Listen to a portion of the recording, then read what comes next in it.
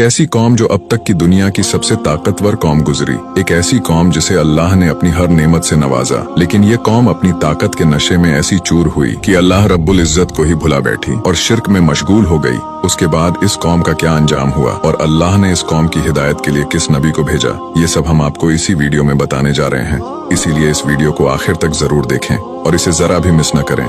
अल्लाह ताला ने बनी आदम को गुमराही से बचाने के लिए अपने खास बंदों को चुना और उन्हें नबूवत के मनसब पर फाइज किया और हर कौम की तरफ माबूज फरमाया। उन्हीं कौमों में तारीखें इंसानी की एक कदीम तरीन कौम आद का नाम भी शामिल है। कौम आद अरब के जुनूब में सहराए अहकाफ में आबाद थे, जो मौजूदा समय में यमन और ओमान के इलाके हैं। दरअसल आद हजरत नूह अलैहिस्सलाम की नस्ल से एक शख्स था जो नूह के बेटे साम की औलादों में से था। उसने जुनूब के इलाकों में सुकून इख्तियार किया और एक अजीम कबीले की बुनियाद रखी जो आगे चलकर कौम आद बनी। तारीख इंसानी में कौम आद सबसे ताकतवर कौम कहलाई। ये लोग निहायत ही लंबे, ताकतवर और मजबूत होते थे। उनकी जिस्मानी मजबूती बेमिसाल थी। वो लंबे लंबे दरख्तों को एक हाथ से उखाड़ फेंकते थे और ऊंचे ऊंचे पहाड़ों को काटकर आलीशान महल बनाने का फन जानते थे, जो उस समय दुनिया की सबसे बड़ी फनकारी थी और ये लोग इसमें बेमिसाल महारत रखते थे। मुआशी तौर पर भी ये लोग बहुत ही खुशहाल थे। उनके इलाके हरे भरे और शादाब थे और किसी हद तक उनके इलाके किसी खजाने से कम नहीं थे। चूंकि उस कौम के लोग लंबे चौड़े और ताकतवर थे,